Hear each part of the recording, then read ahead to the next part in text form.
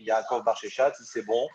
D'abord remercier le Rav Yaakov Bar Sheshat de cette initiative. Il faut savoir que vous êtes les seuls en France. Alors oui, on a tous. Alors attendez, ce que je vais faire, c'est que déjà, je vais prendre ma montre et la mettre en face. Parce que vous savez, les rabbins, on sait quand est-ce qu'ils commencent, on ne sait pas quand est-ce qu'ils terminent. Et je sais que c'est limité dans le temps. D'autant plus qu'entre l'allocution du président et le match de l'équipe de France ce soir, c'était aussi difficile pour moi d'accepter cette proposition.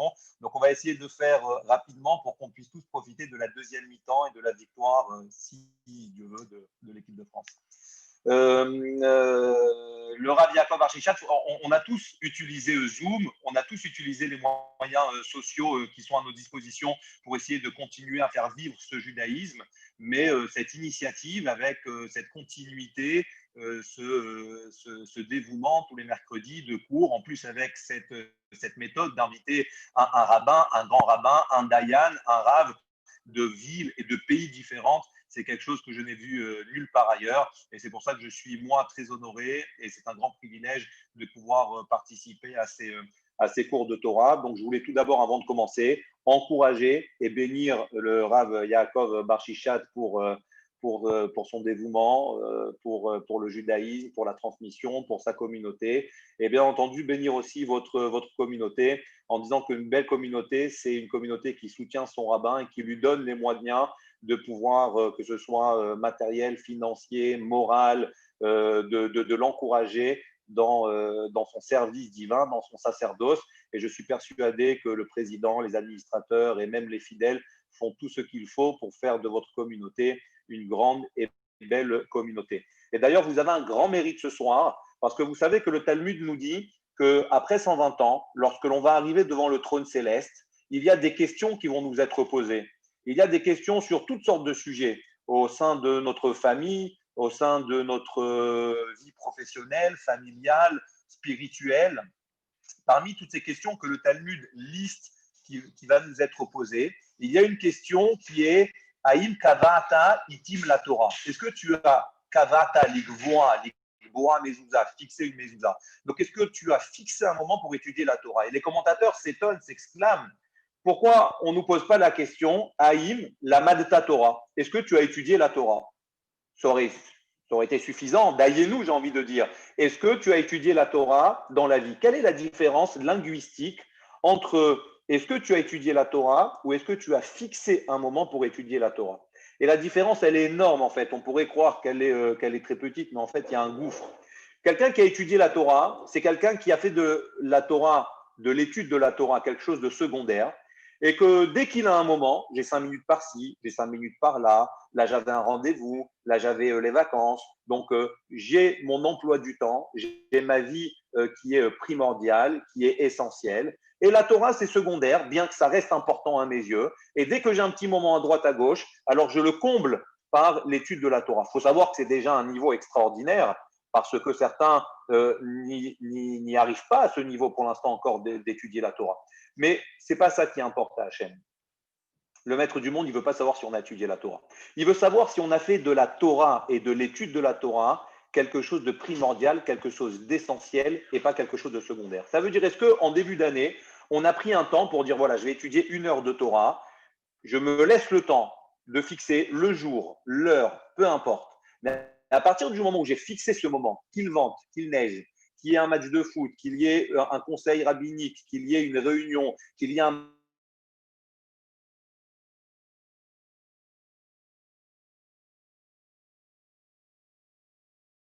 Oula, on a été coupé. Monsieur le rabbin. C'est bon? Vous m'entendez? Voilà. Vous étiez en train de citer, mais vous avez oublié l'allocution du président. Hein. L'allocution du président aussi fait partie des citations. Donc, peu importe ce qui va se passer, si c'est un moment que j'ai défini pour l'étude de la Torah, alors je fais de tout ce qu'il y a dans le monde secondaire parce que je me concentre pour étudier la Torah. Et là, j'ai montré à Hachem que ce n'est pas l'étude de la Torah, c'est ce qui est importante, c'est de savoir est-ce que j'en ai fait ma priorité. Et quelqu'un qui a fixé un moment comme vous le faites tous les mercredis, et peu importe ce qui se passe autour, que le monde s'écroule, que le Beth Amikdash soit reconstruit, que le Mashiach arrive, nos sages nous disent que tout le monde s'interrompra pour la construction du Beth Amikdash, du temple, lorsque le Messie viendra. Mais ceux qui sont en train d'étudier la Torah lorsque le Messie arrive ne devront pas interrompre leur étude pour aller recevoir le Messie et pour accomplir cette mitzvah extraordinaire, ce commandement de la construction de la maison de Dieu. Parce que peu importe, la maison de Dieu, Hachem, il dit, c'est pas grave. Si tu es en train d'étudier la Torah, il n'y a rien de plus important pour moi. Et c'est vrai que dans ce contexte inédit, incertain, troublant, la possibilité de pouvoir se réunir pour une étude, pour un cours de Torah, c'est quelque chose d'extraordinaire parce que c'est ce que Hachem attend en ce moment de chacun d'entre nous. Et c'est vrai qu'il faut se dire, tous les matins, avec le terme de Modéani qui est connu pour remercier Akadosh Baruch Hu de tous les bienfaits, de toutes les bontés qu'il nous envoie, une phrase qui est extraordinaire, qui nous dit « Bishvili nivra haolam ». Pour moi, le monde a été créé. Il faut se responsabiliser.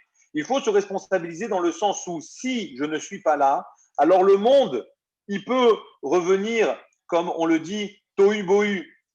Si jamais ma présence n'est pas satisfaisante, si jamais je ne suis pas là, personne ne pourra me remplacer. Vous savez que dans la vie, il y a une expression qui nous dit personne n'est irremplaçable. Et c'est vrai, une secrétaire part, un PDG part, un président part, un rabbin part. C'est pas grave, on trouve toujours. Personne n'est irremplaçable. Il y a toujours quelqu'un pour venir après et le remplacer. Mais dans la Torah, c'est faux.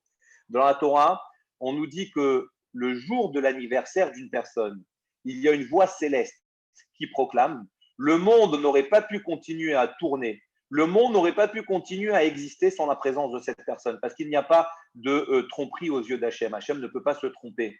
Il n'y a pas de faute et il n'y a pas d'erreur. Si Hachem a créé cette personne, c'est qu'elle a un but, c'est qu'elle a une mission à accomplir que personne d'autre au monde ne peut accomplir. Et c'est pour ça que chacun doit se responsabiliser dans son service divin. Je vous amène une petite histoire pour imager cela.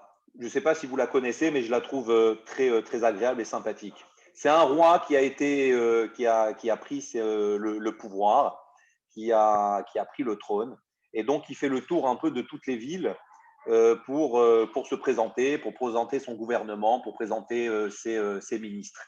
Et bien entendu, il y a une ville dans laquelle il y a toute la communauté juive qui est réunie, et ils entendent que le roi arrive. Et donc, il faut le recevoir dignement. À l'époque, comment on recevait le roi dignement? C'était une coutume. C'était un grand tonneau de vin qui était suspendu sur la rue principale du quartier, de la ville. Et le roi passait avec son cheval blanc, accompagné de tous ses ministres, de tout son gouvernement. Et au moment où le roi passait, on cassait ce tonneau de vin, le vin, signe de richesse, de fête, déversé sur la rue principale, et le roi, sur son cheval blanc, marchait sur ce vin se déversant. Et les Juifs décident de faire de même, c'est la coutume, on se plie à la coutume. Et donc, il se prépare dans ce sens, le président de la communauté réunit toute sa communauté et il dit voilà ce que l'on va faire pour ne pas que ça coûte trop cher à tout le monde. Il y a un grand fût de vin, un grand tonneau de vin. Chacun va ramener un verre de vin. Chacun ramène un verre de vin, vous versez le verre de vin et le fût il sera rempli d'une manière, d'une part, et d'autre part, chacun aura mis un verre de vin. C'est quoi un verre de vin? Seulement, il y avait un petit jeune, un petit juif là-bas, très sage, très chacham, et qui était assez fin, qui était intelligent, qui allait vite, et qui se dit, mais c'est extraordinaire, parce que si il y a 15 000 personnes qui mettent un verre de vin, si moi je mets un verre d'eau, qui est-ce qui va s'apercevoir que dans plusieurs litres ou de plusieurs tonnes de vin, il y a un verre d'eau? Ça ne se verra pas. Et donc lui, il va la nuit comme ça, il prend son verre d'eau, il met le verre d'eau à la place du vin. Bien entendu, le lendemain, le roi arrive, et lorsque le roi arrive, le président de la communauté est prêt avec sa hache, et lorsque le roi rentre, le président de la communauté prend sa hache et donne un grand coup dans le tonneau de vin, et à ce moment-là, de l'eau, 100% d'eau se déverse, pas une goutte de vin il y avait dans le tonneau. Le problème, c'est que toute la communauté avait eu la même idée. Donc, chacun était parti verser un verre d'eau en se disant, si moi je mets le verre d'eau, qu'est-ce qui va s'apercevoir si tout le monde met le verre de vin? Ce qui veut dire que chacun s'est dédouané de sa responsabilité en comptant sur le fait que le travail se fera par les autres. Et si le travail se fait par les autres, moi, je peux me déresponsabiliser. Le problème, c'est que tous les autres aussi se déresponsabilisent et comptent sur le fait que le travail sera fait par d'autres. Et dans ce cas-là, le travail n'est fait par personne. Bishvili nivra olam, ce qui veut dire que si moi, je ne fais pas le travail, personne d'autre le fera. Si moi, je ne me déplace pas à l'office, il n'y aura pas minyan. Si moi, je ne fais pas d'effort de venir au cours, il n'y aura personne. Il y a un minyan, la personne vient, il y a 200 personnes au minyan, au quorum, il y a 200 fidèles. Alors la personne elle va se dire, bon, 200 fidèles, ça va. Si demain je ne viens pas, il y en a 199, qu'est-ce que ça va me coûter? Même le rabbin ne va pas s'en apercevoir. Donc du coup, il décide de rester au lit. Imaginez l'histoire avec le tonneau, c'est la même. Les 199 autres qui étaient à l'office et qui ont vu la synagogue, 200 personnes, se sont dit, mais c'est extraordinaire, si moi je ne viens pas, il y en aura 199, qu'est-ce qui va le remarquer? Et finalement, il n'y a personne. Non. Même s'il y a 200 personnes, il faut se dire que si jamais chacun ne se dit pas, si moi je ne viens pas à l'office, si moi je ne viens pas au cours, si moi je ne soutiens pas ma communauté, si moi je ne soutiens pas mon rabbin, si moi je ne change pas la poule dans les escaliers de l'ampoule dans les escaliers de la synagogue, si moi je ne fais pas attention à… Alors dans ce cas-là, personne d'autre le fera parce qu'il faut savoir que les autres aussi ont le même fonctionnement et le même mode de pensée. Il faut pouvoir justement se responsabiliser. Et certains se dénigrent en se disant, mais je ne suis pas président, je ne suis pas rabbin, je ne connais pas bien la Torah, je ne suis pas sage, je ne suis pas un baki dans l'étude. Alors, est-ce que je vaux quelque chose? Il faut savoir qu'aux yeux d'Hachem, Atem Nitzavim, vous vous trouvez tous aujourd'hui debout devant moi, tout le monde a exactement le même niveau aux yeux d'Akadosh Baruch Hu. Il y a dans ce monde-là des différences de statut social, mais ce n'est pas du tout le même mode de fonctionnement aux yeux d'Hachem. On le connaît, il n'y a pas longtemps, c'était Kippour avec cette histoire de ce rabbi qui, le jour de Kippour, au moment de la Neila, essaye de prier et il sent que ses prières sont bloquées. Il essaye de sonner le chauffard et il sent que ses prières sont bloquées, qu'il y a une gézéra, qu'il y a un décret dans les cieux et que sa prière, elle n'arrive pas à passer. Et il essaie, il se met à pleurer, il n'y a rien à faire. Et à un moment donné, il sent qu'il y a un déblocage et il se retourne devant une personne de la communauté qui s'assoit au fond de la synagogue. Il lui dit, viens ici. La personne, elle rougit, elle a honte, elle lui dit, le rabbin qui fait appel à moi, quel honneur, mais qu'est-ce que vous me voulez? Il lui a dit, qu'est-ce que tu as fait maintenant? Il a eu honte, il a cru que c'était un reproche. Il lui a dit, mais je n'ai rien fait. Il lui a dit, si tu as fait quelque chose maintenant, il faut que tu me dises ce que tu as fait. Il a dit, je vous jure, j'ai rien fait, monsieur le rabbin, Rav, j'ai rien fait. Il lui dit, écoute, il y avait un décret, les prières ne pouvaient pas passer, ça aurait été une catastrophe cette année pour le peuple juif. Et tu as fait quelque chose là, il y a quelques instants, qui a débloqué les cieux, qui a annulé tous les mauvais décrets et toutes les prières ont pu s'engouffrer. Qu'est-ce que tu as fait? Il lui dit, écoutez, tout rouge, honteux devant la communauté. Il lui dit, ça me gêne un peu de vous le dire, mais je ne connais rien au judaïsme. Je ne sais même pas lire, pour vous dire la vérité. Je n'ai pas eu la chance d'apprendre. Tout ce que je sais, c'est le Aleph Bet. Aleph, Bet, Gimel, Dalet. C'est tout ce que je sais, je ne connais pas plus. Et lorsque je vous ai vu embêté comme ça, de cette manière, et que tout le monde priait pour vous aider à faire monter les prières de la communauté, j'ai dit, moi aussi, il faut que je participe. Mais qu'est-ce que je peux faire? Je connais que le Aleph Bet. Une autre personne aurait dit, bon, devant les prières d'un rave, avec toute la concentration, avec la connaissance, avec la traduction des prières qu'il a, qu'est-ce que ma prière vaut? Donc, il aurait attendu que ça se passe.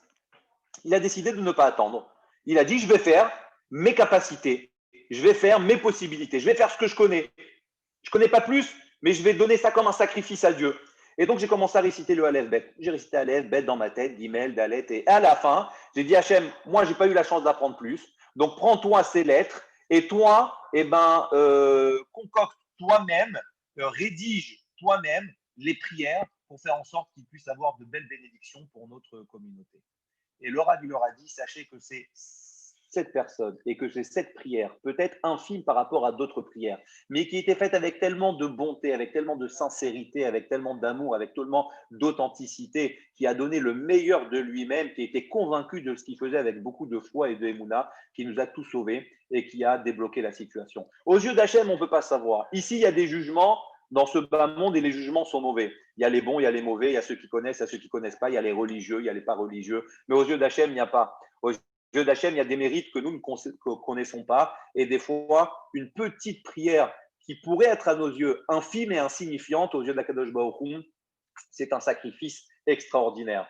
Et je voulais vous raconter aussi cette petite histoire qui est, à mes yeux, un peu d'humour, un peu marrante, qui n'est pas une vraie histoire. Je précise, cette histoire, c'est une vraie histoire qui a été racontée par le rabbi, par l'Admour. Ça, c'est une image. Vous savez, à l'époque, en Espagne, au Portugal, de l'Inquisition, il y avait des disputations. Et lorsqu'il y avait des disputations, il y avait le bourreau qui se tenait sur le ring, il y avait le rabbin de la communauté et le prêtre, et le premier qui posait une question que l'autre ne savait pas répondre, non seulement celui qui ne savait pas répondre, le rabbin ou le prêtre, était tué sur le coup par le bourreau, décapité, mais en plus la communauté devait s'exiler. Et un jour, un prêtre qui depuis son enfance étudie le judaïsme, toutes les religions, qui était calé, il faisait peur à tout le monde, décide de s'attaquer au rabbin d'une ville. Il lui propose la disputation devant le roi, impossible de ne pas d'y échapper, de ne pas répondre. Donc il répond présent. Mais la veille de la disputation, la veille de ce débat idéologique, il est pris de panique pour lui et sa famille et il décide de s'enfuir. Ce n'était pas le rabbin Yaakov Archichat, lui n'aurait jamais abandonné sa communauté. Mais ce rabbin décide de s'enfuir et d'abandonner sa communauté. Le lendemain matin, ils attendent le rabbin ne se présente pas, le prêtre est là, le curé, prêt, le bourreau, le roi, et puis c'est toute la ville qui va pâtir de cette traîtrise du rabbin qui s'est sauvé. Et là, il se retourne, qui est-ce qui va pouvoir aller affronter ce curé qui est versé dans toutes les religions, qui est bâti et qui, depuis le jeune âge, se prépare à ce combat idéologique.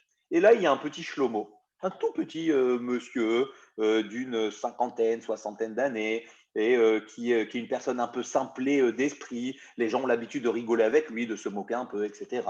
Et lui, comme ça, vraiment avec beaucoup de naïveté, de spontanéité, il dit bah, si personne veut y aller, il faut bien qu'il y ait quelqu'un qui aille, donc moi je vais y aller. Et il décide de monter, et toute la communauté se dit bon, ben, on prépare les bagages, c'est foutu. Comment une personne aussi simple d'esprit peut se présenter devant un curé qui est aussi sage, intelligent et versé. Et le curé connaît ce petit Shlomo puisqu'il espionne la communauté depuis 10 ans. Et vraiment, il sait que c'est gagné d'avance. Il se moque un peu de ce petit Shlomo, de ce petit juif qui est sur le ring. Et dans un élan d'arrogance, dit à Shlomo, tu sais quoi, j'ai envie de faire durer le plaisir. Si je te pose une question le premier, ce sera trop compliqué pour toi et le débat sera terminé. J'ai envie de faire durer le plaisir un peu devant le roi. Je te laisse l'honneur de poser la première question. Et Shlomo dit d'accord. Il réfléchit. Et puis il pose la question. Il dit au curé, qu'est-ce que ça veut dire la phrase hébraïque Ani lo yodea. Ani lo yodea. J'espère que vous êtes un peu hébraïsant et que vous savez que Ani lo yodea, ça veut dire je ne sais pas. Le curé se met à rigoler et il dit je ne sais pas, qui est la réponse juste. Mais le bourreau ne sait pas que c'est la traduction de la phrase. Le bourreau entend je ne sais pas. Le bourreau pense que le curé ne sait pas répondre à la question de Shlomo. Il prend sa hache, il décapite comme ça sans poser de questions le curé et le combat est terminé. Les Juifs, la communauté sont choqués. Ils prennent Shlomo sur ses épaules, ils le portent en héros, ils arrivent à la synagogue. Vous savez, un peu chez nous, c'est comme Astérix et Obélix. Dès qu'il y a une fête qui s'est bien terminée, dès qu'il y a, on se retrouve tous devant un banquet. La seule différence, c'est qu'il n'y a pas le sanglier, mais Purim, ça se termine bien, on mange, Shabbat, on mange, Yom Tov, on mange, Hanouka, on mange. Voilà, donc ils se retrouvent devant un banquet communautaire. Et regardez jusqu'où la naïveté va. Ils disent, mais Shlomo, mais quelle sagesse, quelle intelligence, mais qui est-ce qui aurait pensé à ça et même le rabbin n'aurait pas pensé à ça. Mais dis-moi, comment tu as fait pour avoir cette idée? Et Shlomo, dans sa grande naïveté, lui dit, mais je ne comprends pas ce que vous dites, il n'y avait absolument aucune idée intelligente, il n'y avait absolument aucun vice dans la question. Seulement un jour, je suis parti voir le rabbin de la communauté. Et je lui ai dit, monsieur le rabbin, s'il vous plaît, qu'est-ce que ça veut dire Anilo Yodéa? Et le rabbin, il m'a dit, je ne sais pas. Alors moi, je me suis dit, si le rabbin, il ne sait pas, comment le curé, il va savoir? Et de cette manière, avec sa naïveté, avec sa spontanéité, avec sa façon de réfléchir, qui était complètement erronée, qui était complètement fausse. Ça veut dire, lui, il pensait vraiment que l'autre n'aurait pas su. C'était pas du tout une stratégie dans sa part. Lui, il s'est dit, le rabbin, il m'a dit, je sais pas. C'était la réponse, mais bon, il a cru que l'autre ne saurait pas. Eh bien, c'est lui qui a sauvé la communauté. C'est une histoire qui est sympathique, qui est marrante, mais qui prouve que la délivrance peut arriver du grand rabbin de la communauté, comme elle peut arriver du plus simple, du plus lambda des fidèles. Tout dépend de ce que l'on fait avec le cœur. Vous savez que la Torah termine avec la lettre Lamed et commence avec la lettre Bet qui fait lève. C'est le cœur. À Kadosh Baruch Hu, il n'y a rien de plus sacré que ce que l'on fait avec le cœur. Si on le fait avec dévouement, avec authenticité, avec spontanéité, alors même des choses qui sont les plus petites, les plus infimes dans lesquelles vous pouvez vous renforcer dans la Torah, que ce soit un Etilat Yadaïm le matin en se levant, que ce soit une bracha avant de manger comme votre rabbin en parlait, que ce soit la participation à un cours de Torah, que ce soit l'effort à se lever à un office. Tout ça, c'est Bishvili Nivra Olam. Pour moi, le monde a été créé. Et si moi, je ne suis pas là, alors je ne peux pas délivrer ma communauté, le peuple d'Israël. Et peut-être qu'Hachem attend ma prière, ma petite prière, peu importe qu'il y ait des grands rabbins en Israël qui prient, peu importe qu'il y ait les grands rabbins en France qui prient, peut-être qu'aux yeux d'Akadosh Baruch Hu, la prière des grands rabbins est certes très importante, mais lui, ce qu'il veut, c'est des prières authentiques, sincères, faites avec beaucoup d'amour et de naïveté de personnes qui sont peut-être moins versées dans la Torah, mais qui le font avec autant de foi que les grands rabbins. Et donc, c'est le message que je vais vous faire passer pour conclure, puisqu'il reste vraiment quelques minutes. C'est un mot sur la fête que nous venons de terminer, puisque vous savez que Sukkot et Simchat Torah s'appellent dans la liturgie rabbinique et dans la prière Zman Simchatenu, le moment de notre Simcha, de notre joie. Et le Gaon de Vilna fait un très beau petit Dvar Torah, et c'est sur ça que je veux conclure et terminer. Le Gaon de Vilna explique quelle est la différence entre les deux termes en hébreu de Simcha et de Sasson. Vous savez qu'en hébreu, il y a plusieurs termes pour dire la joie. Il y a Simcha, qui veut dire la joie, et entre autres, il y a Sasson. On le dit dans la Tefila, Sasson ve Simcha, Smechim betzetam, Sasim bevoam. Le Gaon de Vilna explique la différence. Il dit que Simcha, c'est une joie qui est une joie d'un début de projet. Quelqu'un qui commence à construire une maison, quelqu'un qui se lance dans la construction d'une nouvelle société, quelqu'un qui part en vacances. Donc, un début de projet, il y a une certaine joie que ce projet nous procure. Et la joie d'un début de projet s'appelle Simcha. Par contre, la joie d'une fin de projet, d'un projet terminé, je reviens des vacances, le sentiment de plénitude, de devoir accompli, tout s'est bien passé, tout s'est bien déroulé, le fait d'avoir terminé de construire la maison, c'est une certaine sorte de satisfaction aussi, qui est une joie, mais ce ne c'est pas au niveau de la Torah, le judaïsme nous apprend que ce n'est pas la même source de joie. Or, Sukkot, dans tous les domaines, que ce soit Gashmi ou Rouhani, que ce soit matériel ou spirituel, c'est une.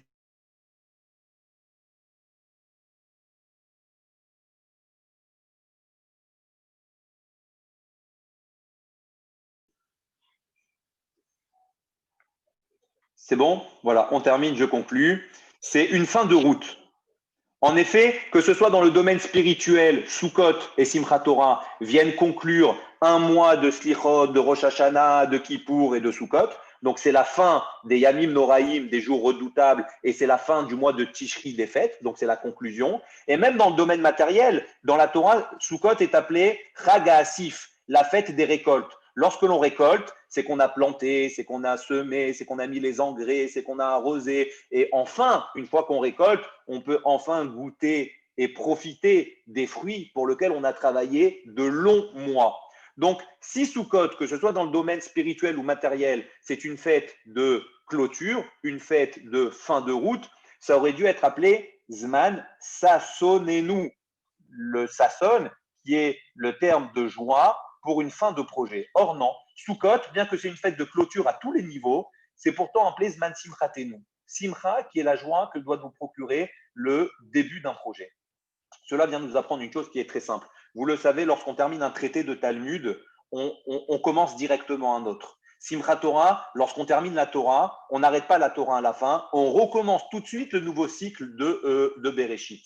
Cette façon de faire, c'est pour nous dire que dans le judaïsme, un juif, dans ce monde ici-bas, dans ce Olam Hazé, n'atteint jamais la pleine satisfaction, n'atteint jamais la plénitude, il n'arrive jamais à atteindre son but ultime, entier et complet. Ça, on ne peut l'atteindre que dans le monde de l'au-delà, dans le Olam Haba. Ce monde est un monde de Olam Hazé, de labeur, Adam l'Armal Yulad, dans lequel, quoi qu'il arrive, on doit travailler. Et la Torah, il n'y a jamais de fin. On ne peut pas être satisfait, se reposer sur ses lauriers parce qu'on a fait une bonne action, parce qu'on a fait une tzedaka, parce qu'on est parti un Shabbat à la synagogue. Alors on va dire, ah, c'était bien, bon, ben maintenant je peux rester 3 mois à la maison. Pas du tout. On ne peut pas se satisfaire de ce que l'on a fait. Même quand on termine toute la Torah, même quand on termine tout le Talmud, qu'est-ce que la Torah nous dit? Non, il faut tout de suite recommencer le début du nouveau cycle parce qu'on peut toujours approfondir, on peut toujours retrouver de nouvelles explications, de nouvelles sensations, on pourra toujours trouver de nouvelles idées, de nouveaux projets à mettre en place, on pourra toujours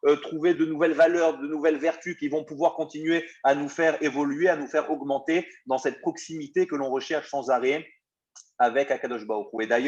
Et d'ailleurs, le mot chazak qui a été galvaudé aujourd'hui, qui aujourd'hui, quand on dit à chacun, et je suis sûr que vous-même vous l'employez, quand vous dites chazak ou baruch, d'accord, quand vous dites chazak à quelqu'un, aujourd'hui, ça veut dire félicitations. Quelqu'un monte à la Torah, il a fait une belle prestation, il a bien lu, chazak ou baruch. Quelqu'un, il a fait un don de tzedaka, chazak ou baruch, aujourd'hui, qui est traduit et qui est compris comme chazak, comme félicitation. Mais la traduction littérale du mot chazak, c'est pas félicitations comme en français, qui voudrait dire ah, félicitations, tu as atteint la plénitude. Ce que tu as fait, c'était extraordinaire, c'était entier, c'était complet, c'était parfait. Pas du tout. Chazak veut dire renforce-toi. Chazak veut dire fort. Et l'intention du mot chazak, c'est tu as été fort, bravo, mais chazak, renforce-toi parce que la prochaine fois, tu peux encore faire mieux, tu peux encore faire plus, tu as de grandes capacités, tu as un grand potentiel qu'Akadosh Baruch Hu t'a donné et tu ne l'as pas encore suffisamment et entièrement exploité. Et c'est ça ce que l'on dit quand on dit à quelqu'un chazak. Je veux conclure en faisant une bénédiction de Tiskoul et Shanim Rabot à la communauté de Creil, à son rabbin, à son président et à tous ses fidèles, en vous disant Chazak ou Baruch, ce que vous faites est extraordinaire et beau. Je vous dis bravo et j'ai envie de vous féliciter, mais dans le domaine un peu rabbinique et judaïque, c'est le fait de dire félicitations pour vos projets, pour votre dévouement, mais je suis persuadé que vous pouvez vous-même drainer d'autres personnes. Et ça, c'est une grande mitzvah. Vous prenez le mérite de ceux que vous ramenez à la synagogue, de ceux que vous encouragez à venir avec vous dans le cours. Ceux qui sont là ont une responsabilité d'aller chercher ceux qui ne sont pas là pour pouvoir aider le rabbin. Je suis encore persuadé que vous pouvez faire encore plus et que vous pouvez faire encore mieux. J'espère que ces quelques paroles, ces quelques histoires vous auront apporté beaucoup de courage, de renforcement pour l'année à venir. J'espère que cette année 5781 sera bien meilleure pour vous, pour vos familles, pour l'ensemble du peuple d'Israël et pour l'ensemble de l'humanité que celle que nous venons de passer. Bracha ve'atzlacha pour le rabbin, le président et toute votre chère communauté. Amen. Merci beaucoup, monsieur le rabbin Naïm. C'était très, très intéressant. Et on espère vous recevoir un jour, Hashem, en présentiel à la synagogue. Et vraiment, kol hakavod pour votre discours. C'était simplement très encourageant et très renforçant. Pour la petite information, 1-0 pour la France. Non, je rigole. Ça, c'est le problème de Zoom. On ne sait pas si tu regardes la caméra ou la télé à côté, mais bon. En tout cas, des bonnes nouvelles. Chazak à tous et à toutes. Nous, on se rejoint en Bezrat Hashem Shabbat. La semaine prochaine, mes chers amis, nous recevons le Dayan de Montréal. Donc là aussi, préparez vos passeports. D'accord? On va voyager. On va aller à Montréal pour rencontrer le Rav Kremizi. Voilà, le Rav Kremizi, et puis donc une grande personnalité au Canada et un grand Tamid Chacham érudit en Torah. Encore une fois, merci Rav Naïm, des bonnes nouvelles et nous vous bénissons. Merci à vous pour cette invitation. Shana Tova, des bonnes nouvelles et à très bientôt. Amen. Si Dieu veut. Kol Tov. Amen. Merci beaucoup. Au revoir. Chazak ou Baruch.